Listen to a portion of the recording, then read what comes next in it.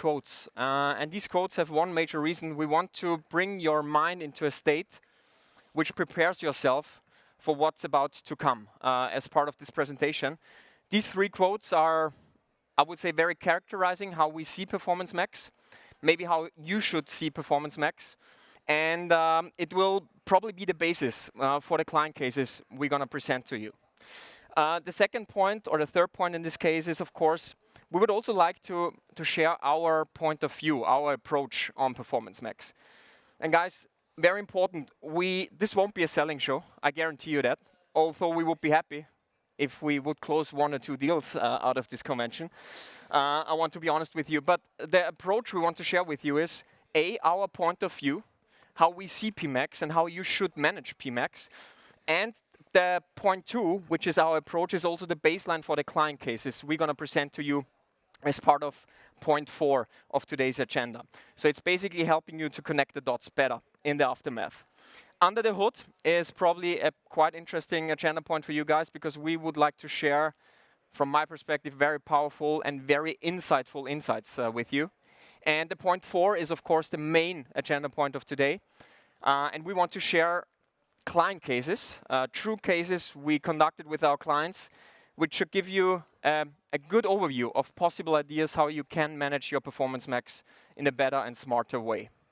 If we achieve the following, that you exit the session and will be like, okay, it was a good choice to go here and not to Kim Kardashian. And if you could carry 1, 2, or maybe 3 ideas with you, you are discussing with your team, your supervisor, your partner, agency, software vendor, or you want to discuss with us, then Mike and I would be very, very happy, man. So let's jump right into it. About us. I would like to start with the following, because, guys, I have some pressure today, because I'm standing next to a person who is constantly underselling himself, and I told to myself this morning, this has to stop now, and I would like to share some news and infos about this smart and very charming gentleman. Mike Ryan, and I think you can go to the next slide, Mike. Yes. Oh, yeah. There's also a picture. So listen up, guys. Mike Ryan is, according to the PPC Hero Survey, the 7th most influential PPC influencer worldwide. It doesn't stop there. Hold your breath, guys. According to the Marketing O'Clock, it's one of the leading online marketing podcasts. He is the #1 PMax expert, the 2nd year in a row. He has been quoted on a regular basis in small newspapers like the Wall Street Journal, Forbes, Financial Times, and Bloomberg. And he has 12,000 LinkedIn followers. For me, he is the Kim Kardashian of PMax. Please don't put that on my tombstone. No, I don't. You want to say something about me? Or? Yeah, thank you for the really kind words. Everybody, this is Christian Scharmüller. Thanks. And that's enough for today. At least as soon as Thanks, Mike. So let's move forward. About us, guys. We're working for the same company, Smart Ecommerce. Talk in English now. I don't know if it's obvious, but we are not from Germany. I'm from Austria. Maybe this rings a bit through. Mike is born and raised in the US and is now working for us. We as a company, we are now 16 years in the business, and we have always been specializing on one thing, which is search engine advertising. And we always try to have a technical approach to whatever it is. Text search, standard shopping, smart shopping, and now PMax. So we build software, proprietary software, and combine it with a strong service unit. And this is how we approach the market, and that's enabled us as a company to grow quite significantly, especially the last 4 to 5 years. Some hard facts about us: we manage roughly 500 million ad spend on a yearly basis for our clients, which generates around 5 billion euros in revenue. We have roughly 500 clients right now, so all the cases we show today and all the data we show today is pretty much rooted in very, very valid databases. And right now we have roughly 120 people, mainly sitting in Linz and Vienna, Austria, and we also have an office in the UK. These are some of the clients we are working for. We can skip this classic marketing slide. Our head of marketing is sitting somewhere, so I talked about the slide. All good. And now we can move forward. Yeah, and we would like to start with the 3 quotes, which might, like I said, create a state of mind which prepares ourselves and which bring everybody on the same page how PMax can and maybe should be seen. Yeah. Thanks for warming us up there, Chris. And quote number one, what is PMax? This is my favorite definition of PMax. It comes from the API documentation, and you can read it there. PMax is a unified buying service to all Google Ads inventory. So to demystify PMax a little bit, it often gets understood as a full funnel marketing campaign. It is not full funnel. It is a conversion-oriented campaign. It is bottom funnel. It can serve across any Google placement. So I think that's where the confusion comes from. But it is a way that from a one-stop shop, you can buy ads anywhere that Google sells them. That is what PMax is. The second quote, and this is coming directly from Google. When everyone is doing the same thing, it's difficult to stand out. And this is more important than ever, especially when we talk about PMax. And the main reason is, and you're all aware of that, right? From the good old days, as we call it sometimes, and they were not really better than PMax because PMax is a great campaign type. And it's a significantly better product than smart shopping. But the old days of standard shopping campaigns, right? You could do crazy things. You could channel your search queries. You could really bid on SKU level. You could set mobile modifiers, even on SKU level. So you could do a lot of crazy stuff. And this was one of the big leverages you had back in the days to stand out, to be smarter than your competition. PMax erased a lot of that, right? So the leverages you have right now with PMax are limited. And a lot of clients approaching us, they sometimes feel helpless. What can I do with PMax? Where can I be smarter and better than my competition? And what we want to show you today, there are still leverages you have. And if you pull the right leverages, PMax can be a hell of a great thing for you. One last thing which we would like to add here, ladies and gents, is Google had a very noble idea creating PMax, believe it or not. What they wanted to do is to have a powerful one-stop shop campaign type, which enables especially small and middle businesses to do proper marketing on the Google platform. However, and there is an however, if you're not able to pull the right levers using PMax, and you sell products which are also sold by competitors at the same price level, the question is then, of course, who is going to win? And if you're not standing out with good ideas on tactical and strategic level, I'm going to tell you who is going to win. The retailer with higher ad spends and the retailer with way more leeway when it comes down to efficiency levels. If a retailer is able to sell at lower prices, to sacrifice more margin and has the deeper pockets, this retailer will win. The good news is there are ways and leverages how you can still be smarter than your competitors. That last quote came from the head of smart bidding here in Europe. It was published in Think with Google. This quote comes from me. Yes, you like to quote yourself, right? Yeah, no. But I think it's a really important way to think about AI and about what is on offer with Performance Max. This is not a criticism right here. This is a totally neutral statement. AI is not strategic. It's not. AI is super good at handling this vast quantity of bidding, matching audiences and products and queries, and it's an insane amount of data. So that's what AI is perfect at. But AI is just thinking per auction. It's not thinking in a longer term view. That's where we come in. If we just think about a topic like pricing, for example, pricing is considered by the algorithm in Performance Max in the auction, but it has an entirely different consideration than the way you or I would think about pricing. Google is going to look at pricing and think, what will the influence of this price be on the expected click-through rate, which is a perfectly legitimate reason and use case. That's all fine. The way we think about pricing will be more strategic. We're going to think about, how does this pricing impact my brand image? How does this pricing impact what kind of customer I'm acquiring? Am I acquiring only deal hunters? How is this going to handle, hit our contribution margin? And on and on. We have a totally different view on pricing.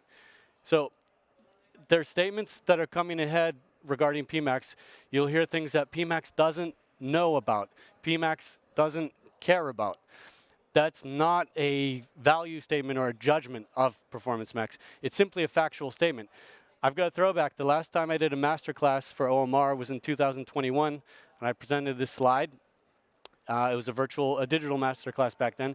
I said, those who best activate and measure data will win. And that's something that I would have told you in 2018, and that's something that was taught to me by OGs like Chris, going back to 2016 and longer. This is actually a timeless principle. You have to tell Google what is important to you. You have to provide them the information. So later on, you'll hear me say things like, PMax doesn't know, or PMax doesn't care. It's your job to let Google know and to tell Google that it's important. It's not a judgment, okay? But I think it's important. And we're going to talk about some of the things in here as we go on, like first-party data, strategic campaign structuring. That's how you tell Google. And this is, I guess, a perfect segue to our approach. Like I said, this is now really about our point of view, how you can and should handle PMax. And if we jump to the first slide right away, ladies and gents, one major flaw we see, and just to give you an idea, the last 1.5 to 2 years, we created roughly over 3,000 PMax campaigns. So we saw a lot.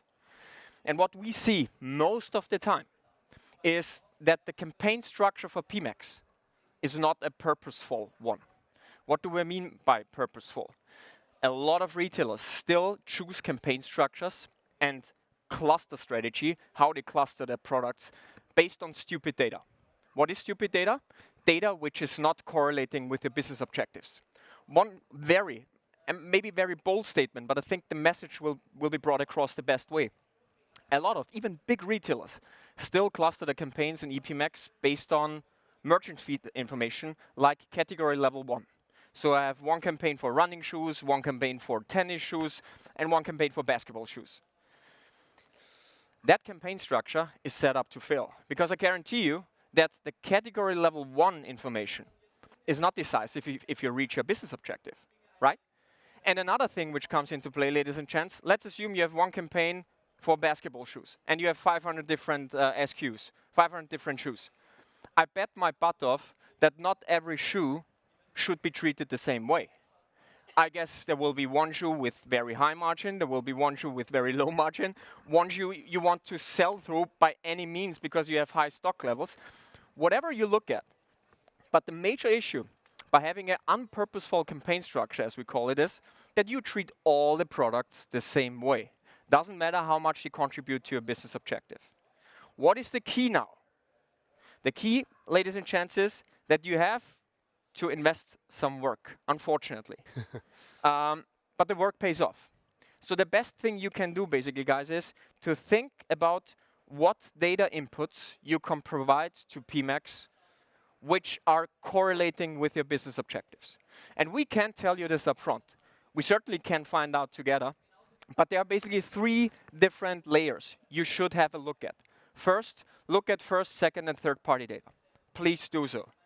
First-party data, by the way, guys, it's way more than audience data. Everything is first-party data. Every data you possess as an online shop can be the smart link to outbeat your competition. First-party data might be sell-through rates, sales rank, price information, strategic importance of the product. Whatever it is, please have a look at it and think about it, how you could cluster your products according to that data point. Third-party data, a classic one, price information. 𝘁𝗏𝗏𝗀, price information is not that important because of the Buchpreisbindung, but whenever you have price information, it's a hell of a data point to cluster your campaigns. Because you want to push products where you know that you have a good price, probably differently, compared to products where you know you are completely off the average market price. Another thing, guys, business objectives, business goals. Please set up your campaign structure according to what you want to achieve as a business. And I guarantee you, if you cluster your campaigns based on category information, it won't make it. Another thing which should always be taken into consideration is, and we see this across the board, that a lot of clients have specific requirements. I want to sell through a product now, the next 2 or 3 weeks. The only way you can do this is by breaking it out into a dedicated campaign based on certain data points you think are valuable to sell this product through. This is the core message we have, ladies and gents. The campaign structuring and the clustering of the campaigns is one of the major leverages you have within PMax. And we see across the board that the campaign structures which are used are not correlating with the business objectives and are based on stupid data. Yeah. Before I go on, I just want to mention, like Chris said earlier about all the crazy stuff that we used to be able to do, like with modifiers and query funneling and all kinds of stuff like that. As those levers and buttons and options have gone away, the importance of everything else has increased, the prominence of product segmentation. It's one of the big jobs that you still have in front of you. And the way that you can summarize all this, like, we encourage that you don't just look at things in one dimension or two dimensions. I'm going to explain to you a little bit about multi-dimensional segmentation, because you might see frameworks out there like on one axis is going to be the revenue, for example, or the volume, and on the other side is the efficiency. And so you've got this two-dimensional approach. You'll have high efficiency products that are high volume. You also have like high volume products that are low efficiency, and you'll want to handle those differently. And that's an okay start, but that's just looking at performance data, historical performance data, and it's only looking at these two dimensions. When we talk about, let's add on, like on this box or cube on the left-hand side, you've got that conversions on one axis, revenue on the other. As soon as you add in a third dimension, that z-axis there with profitability, you've dramatically increased the complexity of what's going on there. And also, if we switch here with like price competitiveness and brand importance, you'll see that the same product can be located in this three-dimensional space in different locations depending on what the criteria are. If you would try to map all of these things together, conversions, revenue, profitability, brand importance, price competitiveness, you'd be dealing with like 5, 6 dimensions. We can't visualize or understand multi-dimensional space. It's not what our brains are good at. It is something that AI is good at. So that is another good use case for AI. And one thing I would like to add here, ladies and gents, is, and this is important to us, a lot of accounts we take over, a lot of them think they are advanced. And some are, no doubt about that.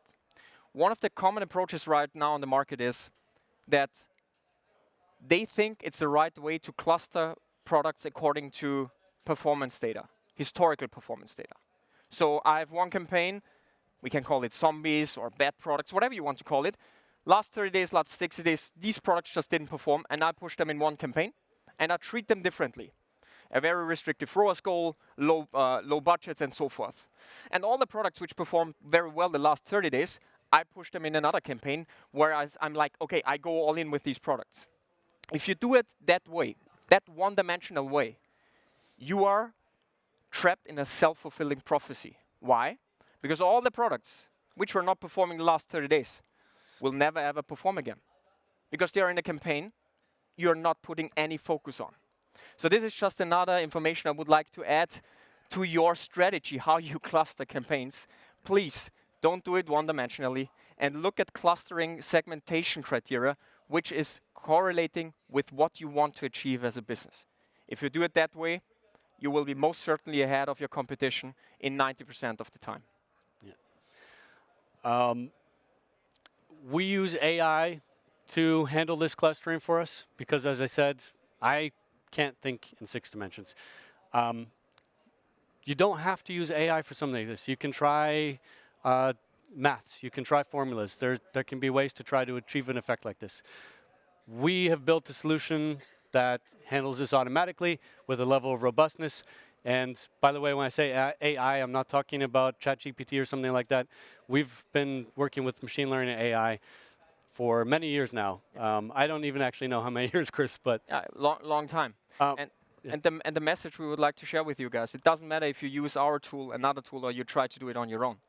But again, if you're able to understand which criteria of a product is impacting your business objectives, and if you could rate these products let's say on a daily, weekly basis, and you channel them all the time in the right campaigns where you want to treat them differently, this is the major differentiator to all other competitors who are doing it not that way. Yeah. This is the major leverage you have. If we would just think about that two-dimensional example again quick, you know, you'd end up with, say, if you've got 2 axes, you could end up with maybe 4 buckets or something like that. They're doing a better job. No. You'd end up with maybe 4 buckets or something like that based on these 2 dimensions. Here, you can work with a small number of buckets, and different products can end up in those buckets for different reasons. So these buckets end up just being vessels or vehicles for any kind of information. They end up containing a ROAS goal and a budget, and these are the main things that you have available to pace your inventory or to pace your ads, those levers.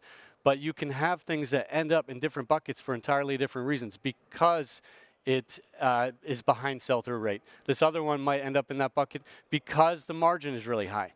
So you can end up with a much richer kind of reasoning or build without adding too much complexity into the number of campaigns. And yeah, one last thing. That's what one slide we would like to share is what we're going to show you now, guys, the next 30, 40 minutes. Please disagree with us and discuss with us.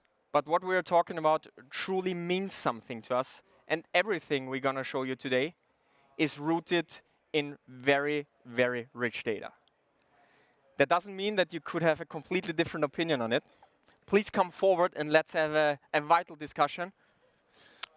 But this truly matters to us, and there's a lot of data behind. That being said, Mike, let's go. All right. So let's look under the hood of PMax. I've chosen a few insights for you here because when you have like thousands of PMax campaigns at your disposal, you have a lot of data that you can look at, and this is pretty fun. It's like a little hobby of mine, you could say. A paid hobby. Yeah, a hobby I get paid to do. Thank you, Smarter E-commerce. First, I just want to show you a little bit about what we saw with the market adoption of PMax. Earlier, we quoted Think with Google, the lead for smart bidding, when he said that greater than 80% of advertisers are using smart bidding. That article, he wrote that a couple of years ago. We're at the point now where 80% of advertisers here in Europe are using Performance Max. And then that other 20% who are using standard shopping, a majority of them are using smart bidding in their standard shopping campaigns. So at this point, I don't know, it's probably 95% smart bidding out there. We saw this really fascinating and rapid adoption of Performance Max, the blue line there, in the second half of 2022. And that was partly because it was a migration of standard shopping campaigns into Performance Max. So people didn't really need to adopt anything. They just needed to take what they were already doing and migrate it over to PMax. Things flatlined a little bit, and there was, for longer than expected, there was still smart shopping spend in the environment because problems with the migration from SA360 doesn't really matter, eventually went away. But we noticed that this little slump in adoption improved. You know, Google has made some really cool new features for Performance Max. They have brand exclusions, very important to most advertisers. They have, they don't have the search term report, but they have search term insights. Very important to a lot of advertisers. So I have to say, Google's doing a very good job here, listening, meeting us in the middle, and shipping new features, and that has helped continue driving the adoption of PMax. This one is a good one, ladies and gents. What you see here is now, we had a look at roughly 800 accounts, Google accounts, and what you see here is the following. 48% of all campaigns, PMax campaigns, were on target. Meaning, our clients put in a target of a return on ad spend of 7, and roughly 50% of all PMax campaigns were right on point, which is a good thing. Hell of a job, Google. But, and now it gets interesting, ladies and gents, there were 14% below target, which is quite normal. Not a big issue. But, ladies and gents, there were roughly 40% of all analyzed accounts, and we're talking about thousands of PMax campaigns, which were above target. Now, we could say above target is a great thing. Might be. But it might also be the case that if you, as an on-the marketing manager, a head of your team, or maybe even a CEO, you don't want to be above target. You want to hit the target you put into the system. Why? Because that's the margin you are accepted to invest to get a new client. And you want to maximize the market at that return on ad spend. That means that 40% of the campaigns we analyzed were above target. And one derivation is that there was a lot of market left on the table. A lot of market left on the table. Ladies and gents, this is on campaign level. If you trickle down to product level, you will find out on your own that you will have a lot of products which are either over or underperforming. If you go into this detail level and you do some proper adjustments to it, this alone will be a massive leverage to your performance. This is that same chart that you just saw, but it's applied to different amounts of monthly conversions. So over here, we've got campaigns that had between 0.01 and 30 monthly conversions, effectively 0 to 1, 30 to 60, 60 to 90, and so on. And what you can see is that black bucket there, the black segment, which is below target, starts to diminish as the conversion volume increases. And the amount of on-target performance starts to increase. What's interesting is that the above-target performance stays rather constant. But you can learn from this that starting around 60 monthly conversions, because people are always asking, how much data does PMax need? What is the right amount of conversions? Starting around 60 monthly conversions, performance starts to be pretty stable. Before that, less than that, that's too iffy for me. That's fear factor. And then really with like 100 monthly conversions and up, you've got a campaign that has enough data for PMax to do its best. Yeah.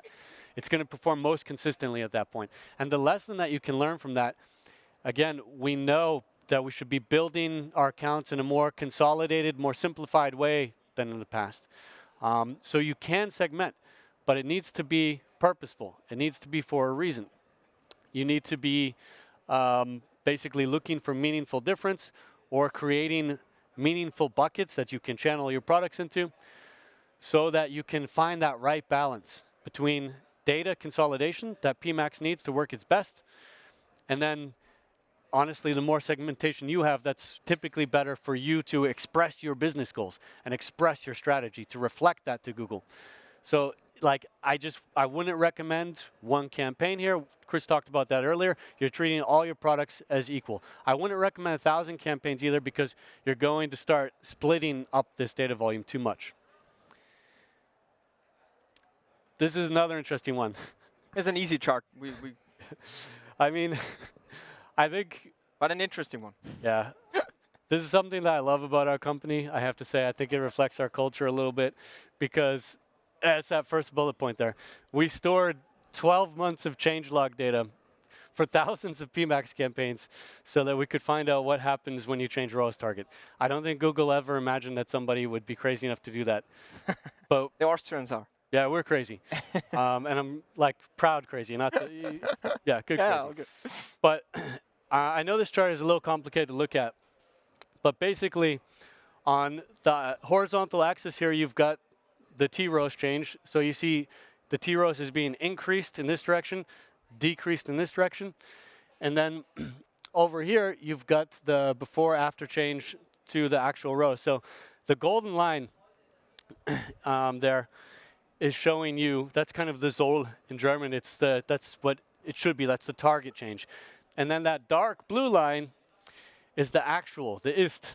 And so you can see how these two deviate from each other or diverge from each other a bit. And then what's also interesting is that this is a box plot as well, or these candlesticks here.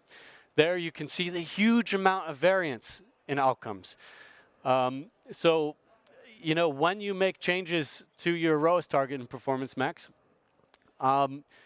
it's hard to predict exactly what's going to happen. You see that variance every time. But if we look at the trend, you'll find that basically as you start to increase larger and larger increases to your target ROAS, there starts to be more of a drift there. So the lesson is you don't want to make too big changes at once. You also don't want to make too big changes in the negative direction either, but typically PMax handles decreases better than increases. And you'll run into effects here, like there's other things going on here besides. Like you could hit a budget ceiling. You could hit a demand ceiling. These are the other things that are implied here. And one thing I would like to add, and this is, again, kind of a change in how you should approach PMax. In the past, the return on ad spend of a campaign was a strong indication for if the campaign is working, yes or no. Now, the return on ad spend is that as well. You look at the campaign has a return on ad spend of 6, great. It's within the goal, I'm happy with it. But at the same time, it's one of the leverages you have to steer your campaigns. And this makes it quite complex. Because if you increase the ROAS, PMax will probably be a bit more defensive because you have higher ROAS targets. If you decrease the ROAS, you basically tell Google, hey, this is a hell of a campaign. Let's throw some money out of the door because I'm accepting lower ROAS targets. It gets a bit complex here, but please keep that in mind. The campaign structure and the setting of your ROAS goals are the two major leverages you have to steer your campaigns. And for that, this chart will help a lot because you will understand the higher the ROAS changes you make, the higher the chance of a deviation is.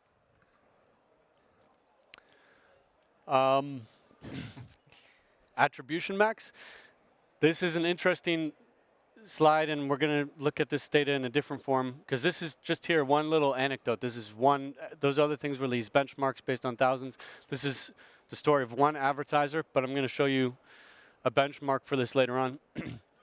But I looked at fractional conversions because an interesting thing with data-driven attribution is that it can produce any kind of a conversion value. It can produce you can have not a conversion value, but a number of conversions. You can have an item that has 0.01 conversions, 1% of a conversion. You can have an item that has 0.66, 2/3. And this can be anything. It can be 5.2 or whatever as they start to accrue more conversions. So I looked at these fractional ones, and I found that an awful lot of conversion value of revenue, in this case of this advertiser, was coming from these fractional conversions. In their case, 20%. And if you look at the cost number here, it's only 12%. So actually, these very small number conversions are very ROAS positive for the account. We also found that, well, I'll show you more in a bit, but that there's an awful lot of these low, like 1% conversions.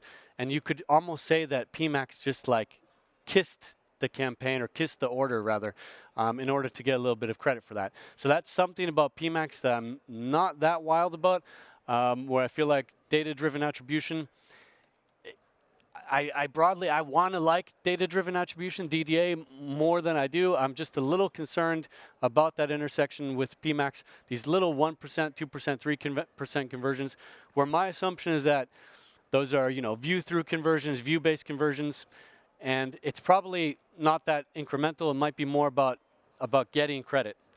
But we'll look at that in some more detail later on. Oops. Now, cases and framework. Last section of today. By the way, I think we didn't tell this right in the beginning. We don't want to steal 90 minutes of your time. Because a human with a healthy brain can't listen to another human for 90 minutes straight. So we try to be faster. And we're really working on this. So this is the last section of today, the main section. It's a long one. It's a long one. Don't be too happy. We need probably another... It sounds like you're telling me we're almost done. We're not almost done. We need a couple of more minutes.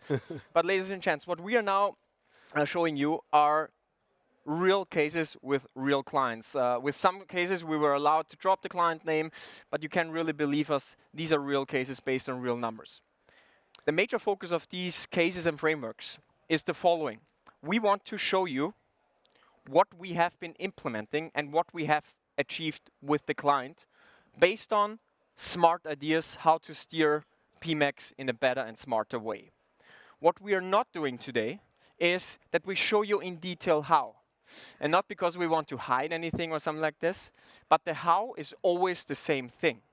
We looked at the data which was available for the client, and we clustered the products according to this available data by trying to maximize the goal of the client. This is the secret sauce here. It's about scoring and clustering the products based on the data sets available of the client. This is why we don't jump into the how, because this is the go-to approach. It's quite complex, of course, but this is how we did it all the time. And maybe this is a great segue to jump into the right case. Yeah, sure. Yeah, and I mean, to say one more thing, you mentioned earlier that sometimes people feel like helpless in the face of PMax, or people might feel that there's nothing there to do because some of the things that we used to do are gone. There is still a lot to do with PMax, and we want to give you ideas. We want to send you home with some inspiration. And we'll talk about the how a bit here too, where it's relevant or where it adds something, but generally, exactly, it's about segmenting your products in a smart way. So bestseller dependence. This is, again, like, I'm kind of at pains. There's statements I want to make about Performance Max that I don't want to be too critical. It's just the way it is, or I don't want to be too judgmental. But, we talked about how PMax attributes a bit generously sometimes. That one's more critical, okay? But other things, like, you'll find that PMax really digs into bestsellers a lot. And that's because it's kind of easy to go there. And that's not like a judgment of PMax. People asked for a campaign type that maximizes performance. So they got a campaign type called Performance Max. That's what's going to happen. If you are juicing a campaign to the max, then you're going to go into kind of less incremental areas, to be honest. Like a really incremental campaign isn't going to look that great in the platform because it's hard work to do incremental marketing. But PMax, you can make it work harder for you too. So ELI5, Chris, I shared this one with Chris. I love this acronym. It means explain it like I'm 5. Explain like I'm 5. So I have one of these for each of these topics where we just want to kind of simply introduce you. Like bestseller dependence, what do I mean by that? I mean that we have seen like 90% of revenue coming from a very low percentage of products in certain cases. And we'll often see greater than 50%. Like that's an extreme example, but most accounts have a strong dependence on bestsellers. And that won't even necessarily just be PMax. This is the nature of a demand capture channel. This is the nature of demand. There are just naturally bestsellers. But the problem is that these products, Chris talked earlier that you'll have products that kind of overperform and products that underperform. PMax is strangely risk averse. It wants to maximize performance. Now, it doesn't want to perversion, damn it. It wants to maximize performance. It doesn't want to take chances that it doesn't need to. So bestsellers, they're like a guaranteed source of ROAS and revenue. So of course it emphasizes them. But then on the other hand, it might de-emphasize other products that could be meaningful to your business. So you can help Performance Max. This is a case from the Miami Heat. You might have noticed their logo on the logo wall. That Miami Heat. Chris. Who is into basketball? Yes, someone. Who is into Miami Heat? A couple weeks ago, before they missed the playoffs. Not a good year this year, but yeah, we'll bounce back. So let's look at these charts together, okay? So in each case, there's a treatment and there's a control, okay? The treatment is gray, the control is blue. The control those are our campaigns, that's our approach. And the treatment is whatever approach was in place before. And so you'll see, this is like the population share. Basically, you see that by the numbers, like 70 to 75% in each case of the products were in this bucket here with 0.01 to 1 conversion, so between 0 and 1 conversions. And then there's a small amount of these 2 or 3 conversions and a very small amount of bestsellers. But those bestsellers generated an awful lot of the revenue. Also, that long tail generated an awful lot of the revenue. Those are the 2 really important buckets in most campaigns. Now, what we did, you can see a couple of interesting changes here. This 0.01 to 1 bucket got a lot smaller in terms of revenue share in ours, which is again the blue one. And you see big gains in these ones with 2 conversions per month, 3 conversions per month. The bestsellers did fine too. But we were able to really meaningfully grow the number of products that were getting 2 or 3 conversions per month, and or the revenue share. And I also want to show you, like, this is pretty important here because of what we're just talking. A quick side note. This is getting back to that kissed by conversions topic. This is not the Miami Heat's data. This is a benchmark data. This shows you a bit inside data-driven attribution. You see that there are tons of items with 1%, 3%, 5% of a conversion in there. Tons and tons of items. Almost 50,000 with 1% of a conversion. And then you'll see that there's not as many on this half of the chart, this kind of more than 50%.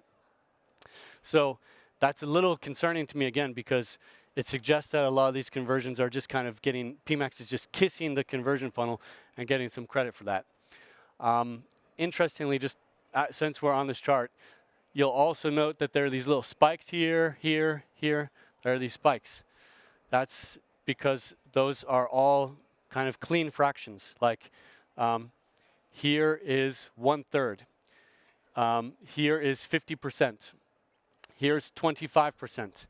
So interestingly, behind the scenes, data-driven attribution seems to use some heuristic models, like the ones that we used to have, position-based, time decay, etc.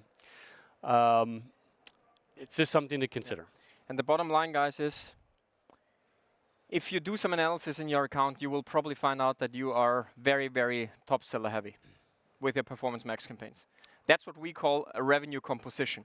If you're fine with that 80, 70, 90% of your revenue is going through only 5% of your assortment, then it's okay. But for a lot of retailers, this poses a huge risk. And additionally, what you must not forget is the true incremental growth to your business will always come through your long tail, the products which are not selling over the counter like crazy. So we suggest do this analysis. By the way, we have scripts for that, so whoever is interested in that, just give us a ping. And we can find out for you how top seller heavy you are. And if you're top seller heavy, you should do something against it. I just want to get back to this 1%, the kiss by conversions, and we'll go back now. And you can understand why, it was good for the Miami Heat that we reduced the revenue share of that bucket now. We reduced the revenue share of those kissed by conversions. And we did that by limiting assets, because these assets were driving view-based conversions that were, for them, not that productive. We also improved the category mix for the Miami Heat. So this didn't just help at the item ID level, but by telling PMax which products are important, which products matter, we were also able to change our category shift. And it's rather subtle, but it's important, because it has to do with this bucket, jerseys. In the control campaign, in the control campaign, they had 49% of the revenue went through jerseys. Now, of course, the Miami Heat sells a lot of jerseys, obviously. But the Miami Heat actually, for them, it's a strategic goal to sell some other stuff, because with jerseys, they're competing with Nike, they're competing with the NBA store, they're competing with Fanatics, they're competing with with Dick's Sporting Goods, all these big sporting goods retailers in the US.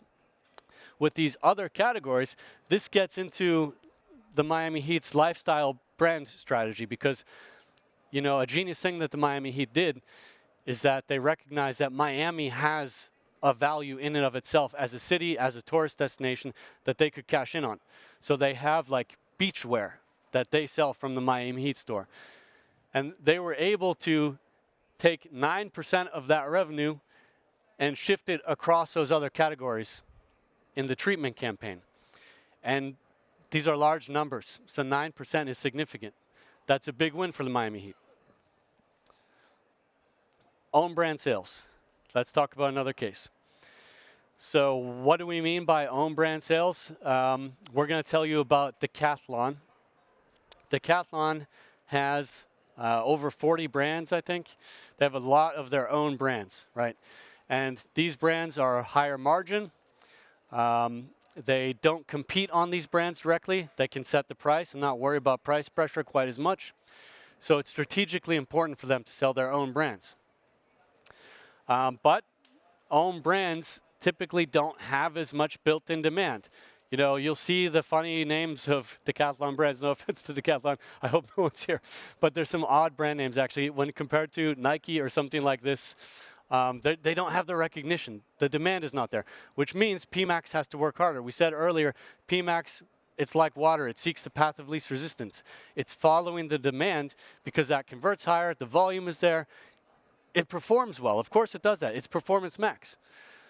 But with campaign structure and setting goals and targets to change that, we can fix that situation. So, for example, here's one of their brands, Tarmac.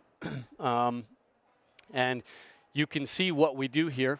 We do what's called product neighborhood modeling. We can look at hundreds of attributes from a product, and even if it doesn't have historical performance data, we can predict what the performance will look like because we know things about it. We know the brand, we know the color, we know the size, we know whatever different attributes. And we look at other items with similar attributes, and then we can tell you what the expected conversion rate will be, the expected average order value, etc. And then we can treat it appropriately. Now, here are some of those many brands from Decathlon. And I think this is a pretty cool story because they moved their own brand revenue share from 70% to 78%. And again, it's about the scale that we're talking about. That's very significant because they doubled their PMax revenue year over year. So they significantly, and yeah, of course, they had to spend a lot more to do that, but they wanted to scale up PMax, and they did that, but they didn't want to scale up PMax just by selling more Nike and Adidas. They wanted to scale up PMax by selling their brands, and they were able to do both things. So I think it's a cool case. Yeah. And this brings me back to the campaign structuring idea.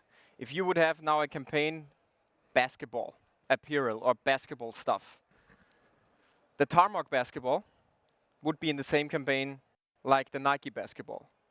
And Decathlon was treating these two basketballs the same way.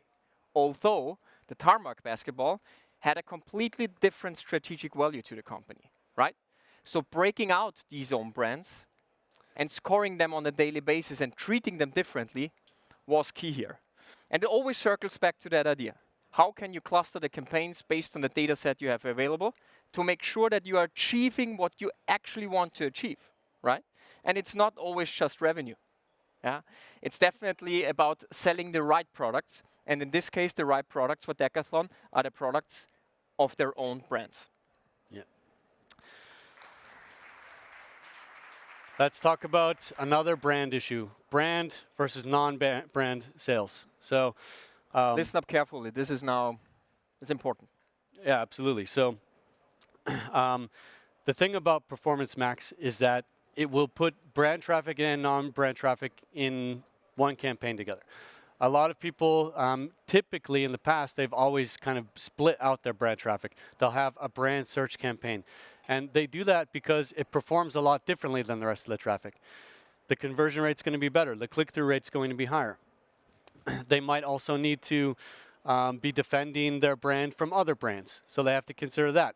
The CPCs are important in the case, like generally bidding CPCs, this is not as important as it used to be. But for brand traffic, it can still matter. For clarification, by brand, we mean, let's say you are running the Decathlon online shop, it's all search queries related to Decathlon. Yeah. We're not talking about brands but like 𝘁𝗴𝗲𝗀 or whatever, right? Yeah, This is what we understand on the brand here. Yeah, exactly. Like, so the idea is that this traffic is a bit less incremental than non-brand traffic. So there are many ways. The how here is pretty well known, I think. You can do account level negative keywords in Performance Max. There are ways that you can do campaign level negative keywords in PMax. There's forms you can fill in and stuff. You can also, I mentioned earlier, the cool new brand exclusion feature that Google built for PMax. You can use brand exclusions. You can also exclude assets from the campaigns because this will prevent, for example, brand search ads from being created. Yeah, we could have a whole conversation about feed only and asset campaigns. Another time. Yeah, another time. Ask me over a beer later or something like that. But here's a case. This is a B2B retailer. Sadly, I named the other ones. I can't name this one. But the gold section here is their branded conversion value over time. The blue section is their non-brand, and the gray is uncategorized data. This comes from the Search Term Insights report. And you can't view that in that way normally. But we built a script that makes it possible. And you can scan the QR code there and check it out if you like. It's free. At the cost of an email. Nothing's free. But yeah, in this case, they solved this by creating a feed-only campaign. So they removed assets from the campaign, and this stopped brand text ads from being created. And you can see, I hope you can spot it on the chart. It's not hiding. You can see when that happened. You know, it just turned off completely. And then you see that all of a sudden brand traffic started popping up. And by the way, it was at about 60-something% of revenue. You can see it start popping up again. And that's because there was an auto create assets feature that got enabled in the account. And so this started then generating assets and creating some ads. But then they turned off that feature and it went back to normal again. They were able to successfully exclude brand from Performance Max. And why is this so important, ladies and gents? Because you want your Performance Max to do one thing, which is drive incremental revenue, winning new clients for you. The brand revenue you have anyway, this shouldn't get diluted by it. And it obviously does if you're not taking the right measures. Yeah. And by using that script, ladies and gents, you can have your brand share displayed over time. And I think it will be quite interesting what you will find out. Yeah. It will also show you your branded conversion rate compared to your non-branded conversion rate and CTR as well. And you can see how differently these segments perform. You probably already know that, but you can see how differently they perform. And so, you know, people say that brand traffic is in there to inflate performance of PMax, stuff like that. I mean, I just think that PMax, it's what I've said, it's nothing, it's not a judgment statement. It's there to maximize performance. Of course, targeting brand traffic maximizes performance. Sibling brand cannibalization. We've got another brand topic. I think brand is one of the trickiest things to solve in Performance Max. Now, imagine that you've got a brand holding group like 𝘀𝗴𝗲𝗀𝗀. They've got Ray-Ban and every other sunglasses and glasses brand on earth, okay? Now imagine that you've got multiple brands targeting the same market, the same geography, same country. The question here becomes, you know, at what point are these cannibalizing each other, hurting more than helping? How's it working out? Because brands can drive up CPCs. You can get into a bidding war with yourself. You might confuse consumers if you've got, you know, if you've got products that are being sold. Let's imagine you've got different retail entities, and you're selling, you know, the same pair of sunglasses for two different price points under different brands. This could confuse consumers and so on. So we use data to inform these decisions. This is a framework that I designed for this purpose. It's using Google's Auction Insights. I love Auction Insights. It's a great report. And it works really great for PMax too. I'll just give you one tip. just off the top of my head, something I love for PMax and Auction Insights is to look at retail category, because, you know, in shopping, you might use ad group or something like that for your Auction Insights, and maybe your ad groups were set to like product type level 2 or something, and you would be able to see a bit about your product groupings. That's not possible in PMax in that way because ad groups are gone. But you can look at retail categories and still get, and it goes down very specific, goes to retail category level 5. So it's probably more specific than your ad groups were anyway. But I'm off topic. Let's talk about this framework. This is overlap rate, which is the percentage of time that you're going head-to-head with a given advertiser. And over here is outranking share, which is basically who is outranking whom, who's in a stronger position in the PLAs.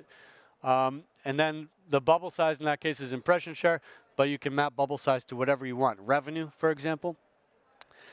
And here, I've come up with a strange metaphor in my mind maybe, but I talk about products where you're overlapping less often. It's more of like a cousin relationship, like these two brands. They're related, but they're not that related. And if you get all the way over here at like 100% overlap rate, you'd have like identical twin brands kind of. They'd be a lot of friction there. And then the outranking is just strength. So where this becomes problematic, and we'll see it on the next slide, if you've got brands in the same market as each other and they have a high overlap rate and there's not a clear winner and a clear loser, then that means they're just going head to head in every auction. And this is probably causing some problems. So I call that the cannibalization zone. And this is a case, I can't say the name, unfortunately, of this advertiser. But these represent campaigns sized by revenue. And they could immediately understand which of their campaigns are in the cannibalization zone and which not. And then they can look at those campaigns, what products are in there, et cetera. And you can start to untangle the situation and try to resolve that. But you could also look at retail categories. Actually, that might have been retail, because that's a lot of bubbles. I don't think that's campaigns. I think it's retail categories. But you can untangle exactly which product groups are competing with each other. Then you can look at things like your price. You can look at the search term reports or the search term insights for PMax. And you can take actions to try to resolve this situation. Logistics aware sales. So logistics, shipping, fulfillment, this is a cost center in any business. It's a necessity of fulfilling orders in e-commerce. But it's going to be a big factor in your contribution margin. So as we've said before, like PMax is a beast, actually. PMax is awesome. It's very powerful.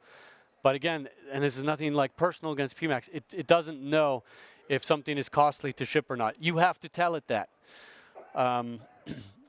So when you integrate warehouse data and other inventory metrics like sell-through rate, whatever you want, stock turn, you can start to change that situation. You can make PMax be aware of your inventory situation, of your warehousing. That's what 𝘀𝗺𝗃 did. We are the partner of the 𝘁 Group, which has brands like MyProtein, 𝘀𝗺𝗃, cult_beauty. And they had some problems with PMax driving traffic in the end to costly warehouses. So it's something they wanted to resolve. And the answer was simple. We told PMax about the situation. That's the how. And doing this, they were able to really expand their revenue in a key market in Germany, and they were able to do that profitably because PMax knows. Like, PMax is not the villain there. PMax just doesn't know any better, so tell it. That's kind of a recurring theme here. Direct-to-consumer sales, we've got one more with the Miami Heat here. So explain it like I'm 5, direct-to-consumer sales. This is just a channel. It's a way of reaching customers. So the Miami Heat, for example, they sell through Fanatics. They sell through Dick's Sporting Goods. They sell through all these big sporting goods retailers. You can get their stuff. But if you look at other NBA teams in the U.S., Miami Heat might be the only one that does D2C sales. They're very interesting that way. Almost all the others, they'll sell through Fanatics. So you go to like the Utah Jazz or some random NBA team, go to their e-commerce shop, or go to the LA Lakers, whatever. And it might look like it's the LA Lakers e-commerce store, but it's actually a Fanatics store with a skin on it. But Miami Heat does this stuff on their own. Now, when they went to the NBA Finals last year, that was awesome. You can see that they had a massive, massive spike over here in Google search volume, even compared to like the conference finals the year before. Getting to the NBA Finals, that's the real deal. There was a lot of search volume there. Now the question was, how can we take all of this interest, some of it's demand, some of it's not, how can we take all of this interest and turn it into orders? Oops. And so again, PMax doesn't know you're having a moment. You know you're having a moment. Miami Heat knew they were having a moment. So Miami Heat, they have assets, first-party assets that no one else has. Like, or at least no one else cares to integrate. They start integrating player stats. They start integrating scores. They integrate as much data as you possibly can to help drive what's going on. Make sure if Jimmy Butler is having a good day, make sure Jimmy Butler is being pushed, etc. So guess what? We had a look at, even now it gets a bit nerdy for all basketball fans, but guess what? The points per game of Jimmy Butler is directly correlating with his jersey sales. I mean, you could say now, this is an obvious thing. The question is, if you have that first-party data and you care about optimizing your campaigns according to it, you can beat out competition. And I bet my butt off that all of you have that type of business insights and first-party data. The question is, are you already leveraging it for your PMax campaigns? Now it's the last one, right? last one. Guys, we're almost through it. We're there. Thanks for sticking with us. I hope you care about PMax as much as we do. Up and cross sales. All right, so there's this, what I call it, there's this chaos monkey inside of product listing ads. And this is the fact that the product you click on, or that a shopper clicks on, is not necessarily going to be the product that gets bought. So, you know, this can have big consequences. You know, hopefully it's a good thing. Hopefully they click on your site and they bought 5 more things, but they might have bought something entirely else. They might have bought something in a different margin category. But all that revenue, the order value, is going to get attributed in Google Ads to one single product. Now, Google has a super cool data set. It's been in beta for like ever, but that's okay. It's available via API now and all this stuff. It's really cool. It's called conversions with cart data. And when you use that data, you can do special things. I just want to, before I get into the details of that, I want to share one quick framework with you.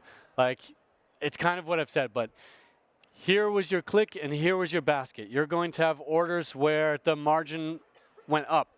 You're going to have orders where totally random substitution occurred, or somebody bought something in 2 sizes and 3 colors and they're going to return everything but 1 item.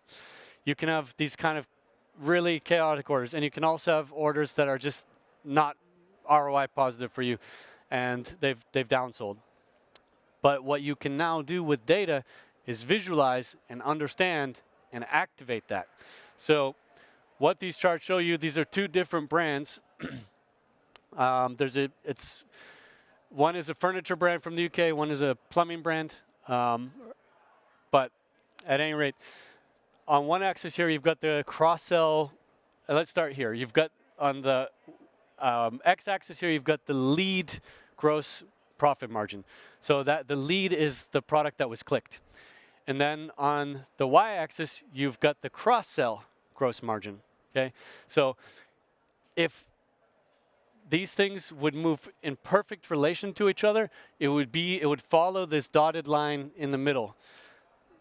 That would be that there's a one-to-one relationship between the profit margin of what was clicked and the profit margin of what was bought. But we know that's not always the case. And so anything that's above that line is green. Anything that's below that line is red. These are positive margin effects or negative margin effects. And everything that's gray is neutral. It's on the line, more or less. And then these are items, and the bubble size shows you the revenue associated, or actually the profit margin associated with that item. And you can see how different this looks for two different brands.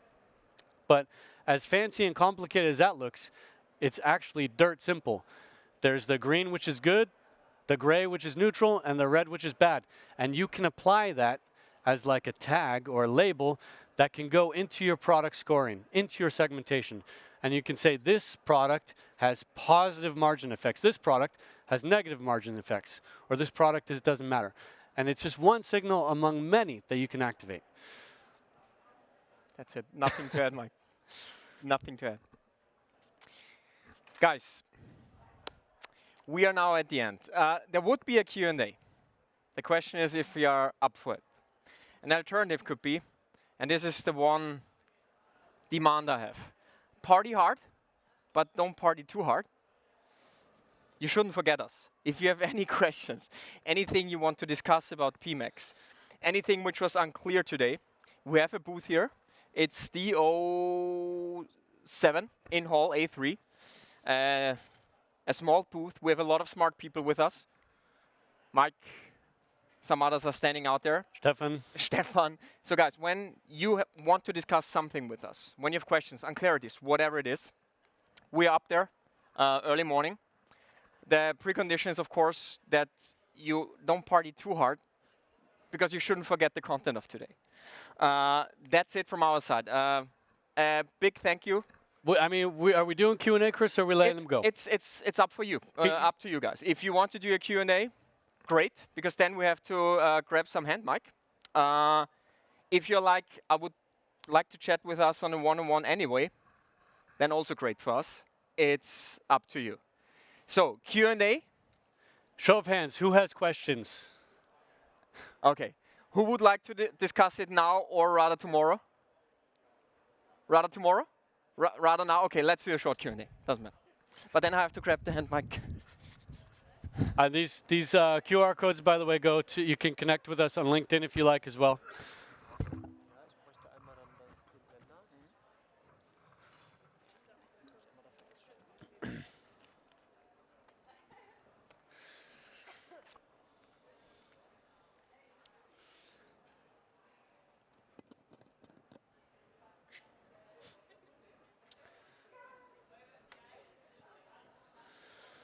Test. Great. So, who has a question? May I? Oh, wait, do we need to put our headphones on, Chris, to hear them? I think so, yeah. Thank you. We have to put the headphones on? Yes. Complicated. Okay, so we are ready to roll. Okay, so I just have a real quick question. I don't want to hold on anybody. I tried. Do we have like to pre-register for getting some time with you one-to-one, or we can just come tomorrow in the morning? We are ready. Okay. Party only semi, so we are Okay. ready to go. Okay, thank you so much. Another question? No trick. No trick, yeah. Hi, Mihai from Galeria here. The question is, you said in one of your examples that you passed the delivery warehouse information to PMax. Could you tell us how you did that? Through what ways? I'm going to take off my thing so I don't hear my own voice. But yeah, I mean, this is something that you can supply, for example, via custom label. It needs to be updated, but you just need to tell Google like that would be a simple way of doing it. We have our own data ingestion so that we can receive that data and include it.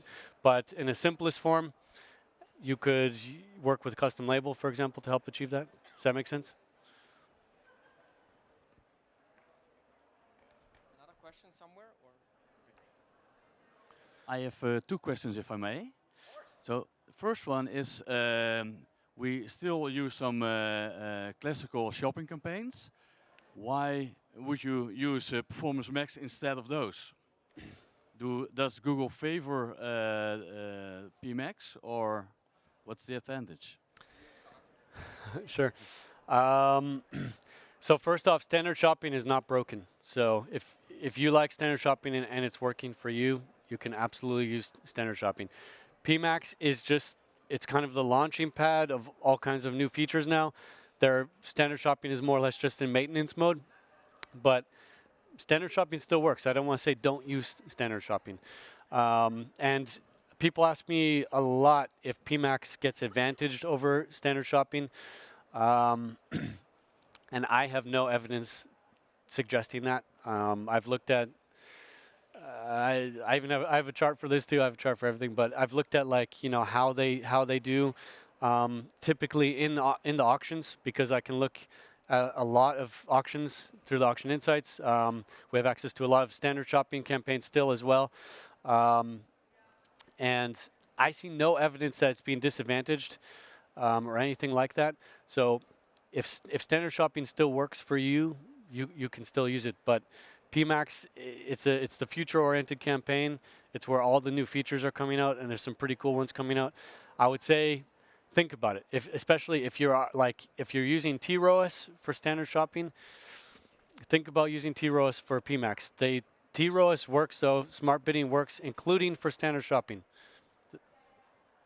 Okay, thank you. And then my second question. So if you have like 3% of the products generating like 90% of the sales, and then you would split them up in separate campaigns, and with those other products that are not really performing, what would you do on that separate campaign to really make them perform?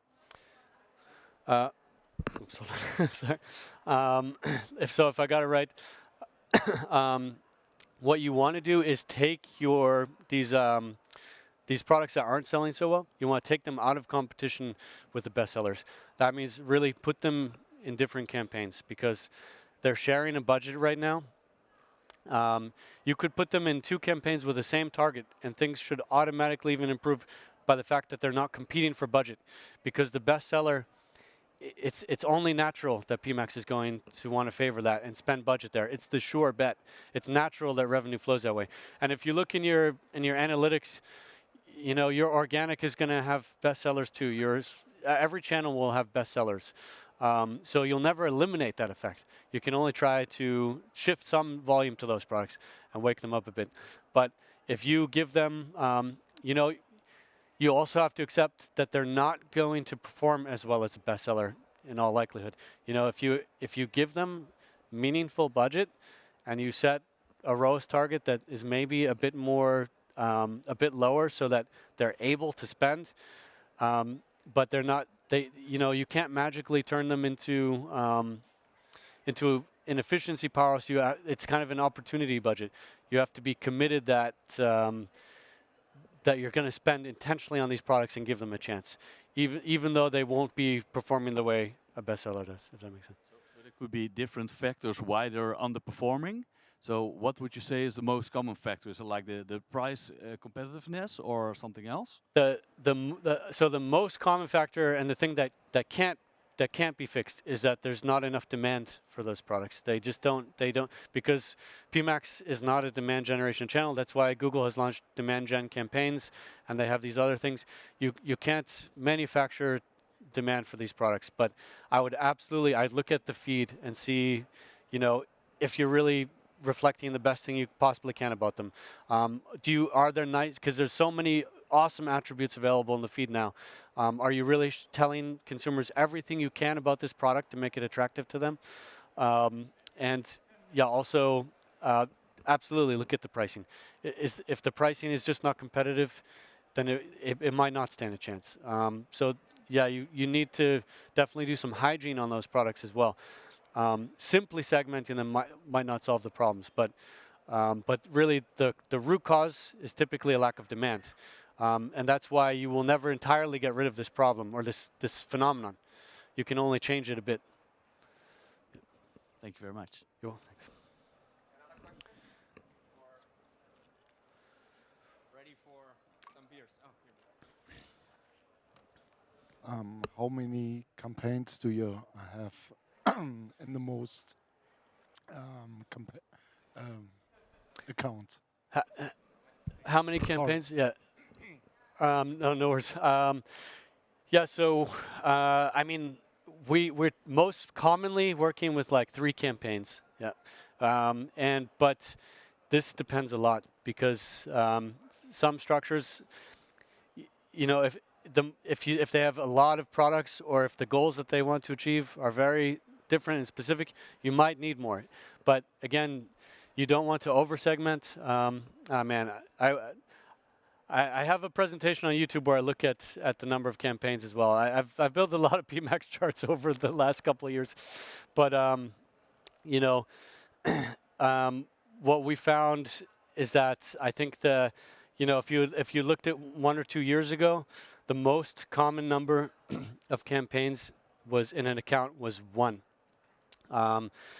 And now that situation has changed. People are introducing more segmentation, and this is also a bit biased by the fact that we're managing these accounts and adding a bit of segmentation. But we typically don't see more than like 7. Yeah, then like 7 would be getting to be a lot. And you would say in every campaign you need 60 conversions per month. This is the best case, but it depends on your risk tolerance because there are even the campaigns that only have 30 or less conversions. There were some that meet the target. There were some that overperform the target. And if that segment is important enough for you that you think it matters to split it out, you just have to be aware that it's riskier, there's more volatility. And maybe just one thing I would like to add here is if you're working with 3 to 5 campaigns on average, the core leverage for you is that you are able to score your products according to the contribution of your business objective. Let's say you have 5 factors you want to evaluate the performance a product on. Is it a good product, a meaty product, and a bad product? If you have these 5 variables and you have a heuristic, a spreadsheet, a software tool which can score these products on a daily basis, you channel these products every day in one of these campaigns and you can treat them differently. So the number of campaigns is not even that important. It's rather, are you able to understand if this product contributes to what you want to achieve as a company? So that's why we're working most of the time 3 to 5. 3 to 5. Clients with, I don't know, 40 million products, then of course you have a completely different set. The most, oops, this is still working. This is still working. That's why I hear my own voice in the little. Just fun trivia. The most PMax campaigns I ever saw in one account was 90. Not a best practice. No, not. Another question or? Thank you. So if you have like 3 separate campaigns, would you like switch products from one campaign to another like on daily basis? If you do, does the algorithm have to learn again about that product or not? So yeah, that's a great question. It's important that products are evaluated. It also depends what variables you have in there and how much those things change. How much volume the product yeah. is. Yeah. It's good that products are being evaluated daily, that the information, but we actually, this is another thing, again, you can build stuff in this direction on your own, but we don't want products flickering in and out of campaigns constantly. That's too much. So you need to kind of smooth this so that it's, that is actually a meaningful difference from the trend. Because if the score would need calibration. If it's flickering in and out, that's also not good. So it's something to be mindful of. It's definitely a great question.